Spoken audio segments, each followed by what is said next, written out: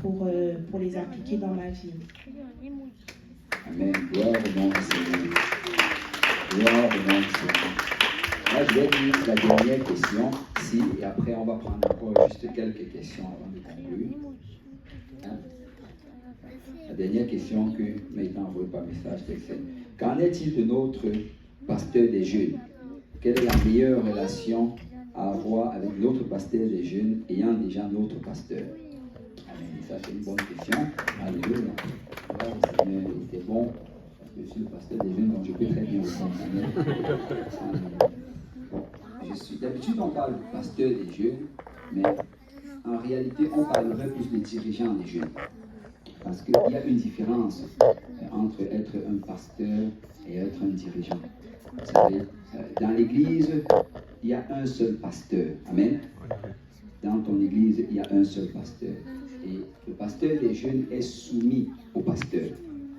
Et il y a certains sujets, en fait, que je ne veux même pas aborder, parce que tout simplement, c'est à ton pasteur de te le dire.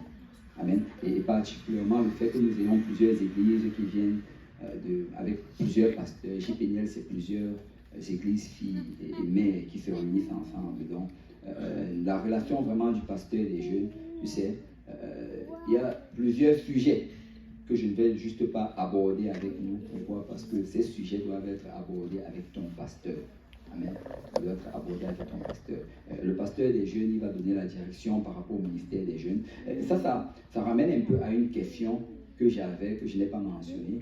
Mais la question, c'était ceci, c'était si par exemple, il y a un dirigeant dans l'église qui dit des choses ou bien qui fait des choses contraires à ce que le pasteur enseigne, quelle est ma relation par rapport à cela?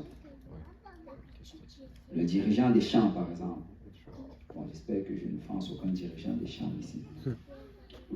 Un des huissiers, directeur de l'école du dimanche.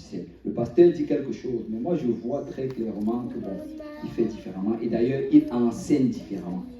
Qu'est-ce que je fais? Qu'est-ce que je fais? Alléluia. C'est pas le pasteur a dit.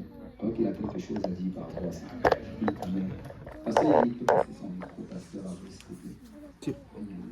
Ok, pardon. Bonne question. J'y ai pensé souvent aussi à cela. C'est très difficile à gérer des choses comme ça. Mais c'est sûr qu'il faut, il y a toujours des paliers. Comme tu l'as dit, pasteur Lionel, on est tous soumis à une autorité. Le pasteur en a parlé hier. Il n'y a pas quelqu'un qui, le même pasteur qui a aussi un pasteur. Vous voyez, et le pasteur Lionel a un pasteur. Et tout le monde est soumis à un pasteur. Donc, s'il advenait par exemple qu'on voit quelque chose qui est enseigné différemment, ce qu'il faut savoir, c'est qu'il y a souvent ce qu'on appelle un certain niveau d'autorité que le Seigneur va donner. Une certaine liberté où il peut enseigner certaines choses. Mais quand ça commence à être plus du côté plus doctrinal, à ce moment-là, comme ça c'est Maman Nancy qui a bien apporté cela, tu n'es pas obligé d'aller crier cela à tout le monde. Il faut juste que tu ailles regarder qui est droit et parler au pasteur de la personne en question, justement. Pour qu'il sache et pouvoir, d'autres termes, adresser la situation comme il faut, tu vois. Souvent, c'est très dangereux. Moi, je trouve que quand tu commences d'ailleurs à avoir certains défauts, c'est qu'il y a un problème. Tu dois être tellement occupé à ta tâche que tu ne vois même pas ces choses-là. Donc c'est important. Mais quand on voit quelque chose qui est comme différent, c'est important de parler au dirigeant de la personne, afin que le dirigeant de la personne puisse prendre les décisions nécessaires par rapport à cela. Mais presque toutes les églises, beaucoup d'églises sont confrontées, certaines églises sont confrontées à des situations comme ça. Mais c'est l'approche par rapport à cela. Certains vont commencer à critiquer, à parler entre eux. Tu vois, regarde, il fait ceci, il fait cela, il fait cela. Et ça crée aussi plus de problèmes. Et même si on peut aussi parler, même les dirigeants aussi doivent aussi s'assurer que on est on est en train de suivre la même ligne directrice du Père, en fait, tu vois.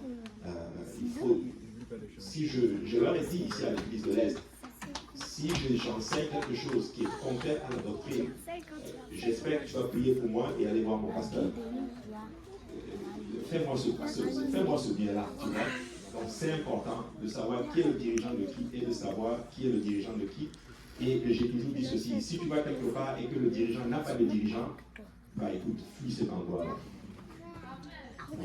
Fuis cet endroit. Et c'est, merci pasteur.